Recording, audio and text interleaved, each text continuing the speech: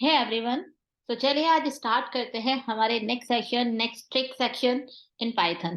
तो आज हम कुछ चीजें, कुछ ट्रिक्स और कुछ टिप्स या कुछ पाइथोनिक कॉन्सेप्ट पढ़ने वाले हैं।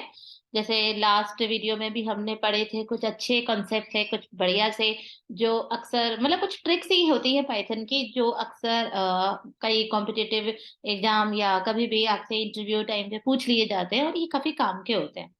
तो इन्हीं तरह के क्वेश्चन में से एक पॉइंट है अनपैकिंग। अनपैकिंग को हम डिस्ट्रक्टिव भी कहते हैं, यानी कि हमारा स्ट्रिंग हुआ या कोई भी collection, string, list, tuple, dictionary, हम उनको डिस्ट्रक्ट कर सकते हैं, यानी उन्हें अनपैक कर सकते हैं। तो डिस्ट्रक्शन या अनपैकिंग करते कैसे हैं? अनपैकिंग करने के लिए हम सिंगल स्टार और डबल स्टार का इस्तेमाल भी करते हैं। तो ये कैसे वर्क करता है, चलिए देखते हैं। तो सबसे पहले हम डिस्ट्रक्शन पढ़ते हैं ऑफ द लिस्ट। तो लाइक है, जैसे मेरे पास एक वेरिएबल है और ये एक लिस्ट है। तो मैंने यहाँ पे लिस्ट लिया 1 2 3 4 5। तो ये 5 आइटम्स का मैंने लिस्ट लिया एंड उसके बाद मैंने यहाँ पे 5 न्यू वेरिएबल डिक्लेयर किए, x comma y comma z comma m comma n. Because हमारे पास 5 वैल्यू है इन लिस्ट, तो हमने इन पांचों वैल्यू को डिस्ट्रक्ट करने के बाद एक एक वेरिएबल में असाइन करने वाले हैं। This is called the destruction और अनपैकिंग। तो इसके लिए हमें ऑब्वियसली 5 वेरिएबल चाहिए, क्योंकि ये पांचों वैल्यू हमारी लिस्ट से बाहर आएंगे। तो उसके लिए सिंपल कुछ नहीं करना, बस ए कर दिया हमने, ए इज अ लिस्ट। तो हमने ये 5 वेरिएबल इक्वल टू ए किया और ये लिस्ट ऑटोमेटिकली इन पांचों वैल्यू को निकाल के इन 5 वेरिएबल में असाइन कर देगी। चलिए लेट्स सी, देखते हैं। तो जब हम प्रिंट करते हैं तो कॉमा लगा के मल्टीपल आउटपुट देख ही सकते हैं। तो x comma y comma z comma n. तो देखते हैं क्या आउटपुट आता है। सो 1 2 3 4 5। अगर मैं एक ही वेरिएबल देखना चाहती हूँ, only x, so you can understand कि अब सिर्फ 1 आएगा। तो ये होता है destruction. But it's not a compulsory कि मुझे 5 वैल्यू है और 5 वेरिएबल ही डिक्लेयर करने पड़े। हो सकता है कि मुझे राइट नाउ सिर्फ फर्स्ट वैल्यू की जरूरत हो, बाकी किसी की नहीं। तो उसके लिए हम यहाँ पर एक रेस्ट वेरिएबल डिक्लेयर कर सकते हैं इस तरह से। तो पॉइंटर, सॉरी, ये स्टार, स्टार को सी में पॉइंटर कहते हैं, दैट्स व्हाई मैं इसे ऐसा कह रही थी। पर पॉइंटर या स्टार, ये यहाँ क्या है, ये भी एक तरीके से अनपैक साइन है। ये रेस्ट वेरिएबल की तरह यूज हो रहा है। तो मतलब कि first x will assign first value automatically, पहले एक्स है तो पहले एक्स की वैल्यू जाएगी एंड उसके बाद यहाँ पे रेस्ट हमने ले लिया, तो पॉइंटर रेस्ट आर की जगह कुछ भी ले सकते थे, स्टार आर, मतलब बाकी सारे वैल्यू 2 3 4 5 ये सब हमारी आर यानी रेस्ट में चली जाएगी। तो चलिए इसको भी देख लेते हैं ना, तो ज्यादा क्लियर हो जाएगा। एक काम करते हैं, अलग अलग देखते हैं। तो ये एक्स हो गया और उसके बाद हम नीचे प्रिंट करने वाले हैं प्रिंट, और यहाँ पे हम लोग पॉइंटर आर लगा देते हैं। Okay, let's see. तो आप देख सकते हैं कि एक्स पहले जो प्रिंट हुआ है वो ओनली 1 है और बाकी रेस्ट वैल्यू जो हमारी है वो 2 3 4 5 इसमें आ गई। अच्छा, कुछ इसी तरीके से थोड़ा और करते हैं। हमने यहाँ कॉमा लगाया और यहाँ पे वाई ले लिया। सो देखते हैं कि अब क्या आता है। 3 है ही हमारे पास, तो प्रिंट लिया और यहाँ पे हम लोगों ने लास्ट में y को भी पुट कर दिया। Okay, so let's see. तो देख सकते हैं y इज 5।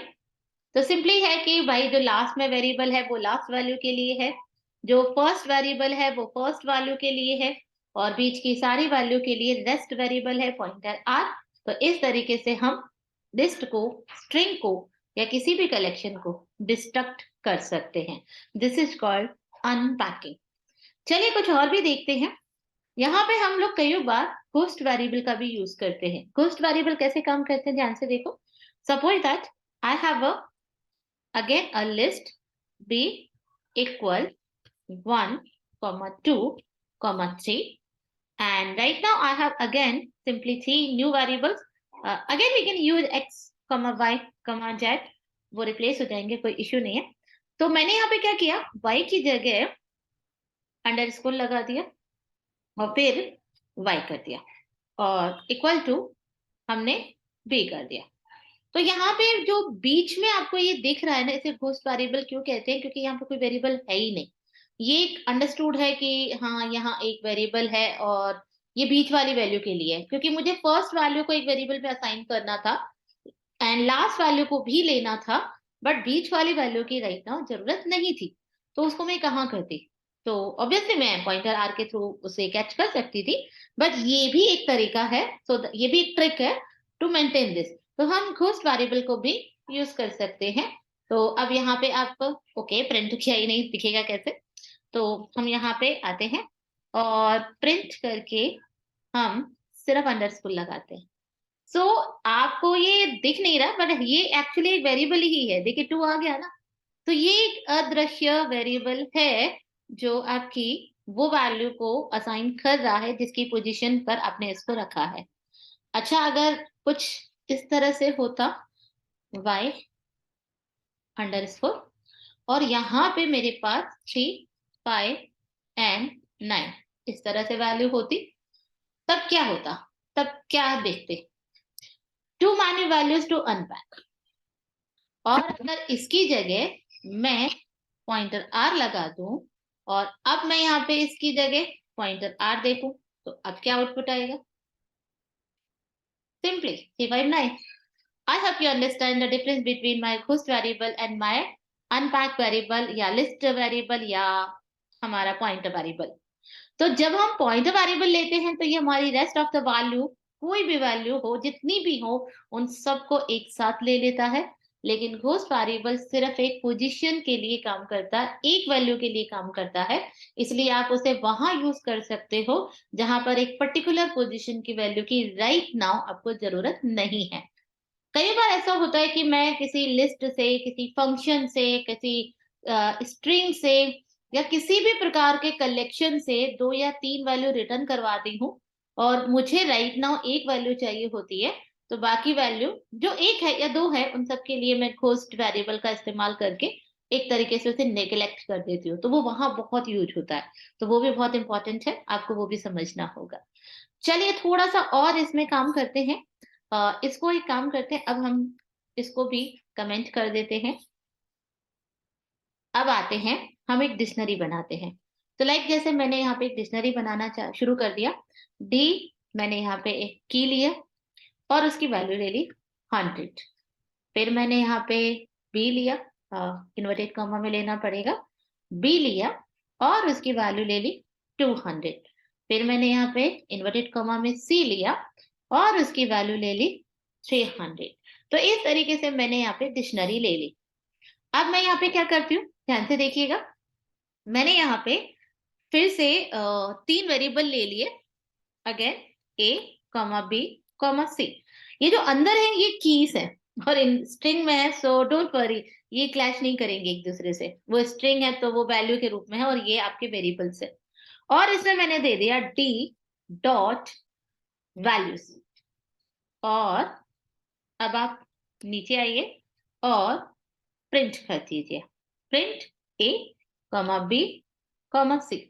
और अब आप इसे रन करके देखिए, आपकी तीनों वैल्यू इन वेरिएबल में आ चुकी हैं। तो इन डिक्शनरी ये की में है, लेकिन यहाँ वो डिस्ट्रक्ट होकर 3 नए वेरिएबल में, डिस्ट्रक्ट कहूं या अनपैक कहूं, तो अनपैक कहना भी सही रहेगा, अनपैक होकर ये इन 3 नए वेरिएबल में आ गई और आप इन्हें अब इंडिविजुअली डील कर सकते हैं। यानी यहाँ पे ए को अलग से, बी को अलग से और सी को बिल्कुल अलग से डील कर सकते हैं। तो ये खास होता है इसमें। अच्छा, अगर सपोज दैट कि सेम चीज के लिए मैं यहाँ पे आती हूँ, एल इक्वल और मैंने यहाँ पे डी लिया, डी डॉट आइटम्स ले लिया। आइटम्स पूरा लेता है। आइटम्स क्या करता है, आपकी की और आपकी वैल्यू का टपल बना देता है। ओके, और फिर उसके बाद हम प्रिंट कर देते हैं, प्रिंट करते हैं किसको, एल को। Okay, let's see. तो हमने देखा कि इसने मुझे बताया कि आपका ये डिक्शनरी आइटम एक लिस्ट के रूप में कन्वर्ट हो गया और उसने 3 टपल क्रिएट कर दिए जिसमें ए उसकी की थी और 100 उसकी वैल्यू थी। इस तरीके से उसने दिखा दिया। नाइस, अच्छी बात है। लेकिन अगर सेम चीज को मैं थोड़ा इस तरह से करती हूँ तो क्या होगा, जरा देखते हैं। ओके, ये बेवजह के जो खास इसमें डिटेल आ रही थी, टिक्ड आइटम, लिस्ट, इन सब के अलावा अलग से होकर आया। और मैं यहाँ पे काम करती हूँ, जीरो इंडेक्स लगा के देखती हूँ, क्या काम करेगा? नो, क्योंकि ये कंबाइंड है। तो स्टार का मतलब यहाँ पे ये नहीं है कि ये मतलब एक वेरिएबल बन गया, एक एरे बन गया, एक लिस्ट बन गया और उसको जीरो इंडेक्स से देख सकते हैं।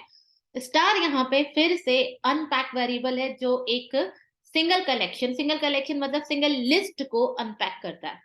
तो आपने डी डॉट आइटम्स जो एल में दिया वो एक्चुअली में एक लिस्ट बन गया। अब देखिए ना, लिस्ट ही तो बन गया, तभी तो जब आपने डायरेक्ट एल को प्रिंट किया तो उसने लिस्ट फॉर्मेट में दिखाया कि भाई टिक्ड आइटम के साथ बनी हुई ये लिस्ट जिसमें 3 टपल्स हैं। ओके, अगर मैं ये एल हटा दूं, सॉरी स्टार हटा दूं, और अब मैं जीरो इंडेक्स देखना चाहूं तो भी नहीं दिख रहा, क्योंकि वो डिक्ट आइटम है। ओके, तो डिक्ट आइटम के साथ है। हाँ, अगर मैं इसे लिस्ट करके दे दूं तो चलेगा। ओके, तो इसीलिए ये ऐसे नहीं दिखाएगा, लेकिन ऐसे देखेंगे तो ये बताएगा कि ये एक लिस्ट है लेकिन डिक्शनरी के अंदर है और ये 3 टपल्स है। लेकिन जब आप इसको स्टार लगा देते हो तो इससे ये फायदा हो जाता है कि ये उसे अनपैक करेगा, यानी उसे डिक्शनरी में से बाहर निकालेगा और बाहर लाकर 3 इंडिविजुअल यानी डिस्ट्रक्शन फॉर्मेट में, जैसे 3 लिस्ट की वैल्यू अलग हो गई थी, डिस्ट्रक्ट हो गई थी, वैसे ये 3 डिफरेंट टपल बन के बाहर आए और तीनों प्रिंट हो गए। तो ये खासियत होती है इस चीज की। आप लिस्ट में कन्वर्ट करके लेंगे तो भी यही होगा, फिर आप इसे जीरो इंडेक्स के साथ भी देख सकते हैं। तो ये फायदा होता है पैकिंग और अनपैकिंग का।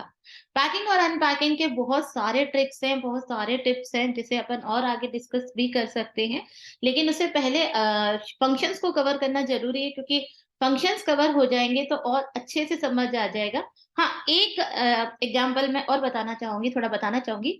This is a unpack operator for list, tuple and string. Okay, तो अगर आपको किसी एक लिस्ट को, किसी एक टपल को इस तरीके से पास करना है पैक करके और फिर उसे अनपैक करना है, तो आप सिंगल स्टार का इस्तेमाल करेंगे। ओके, और अगर आपके पास डिक्शनरी है तो वो एक तरीके से 2 डायमेंशनल एरे है, so you have to use 2 star to unpack your dictionary.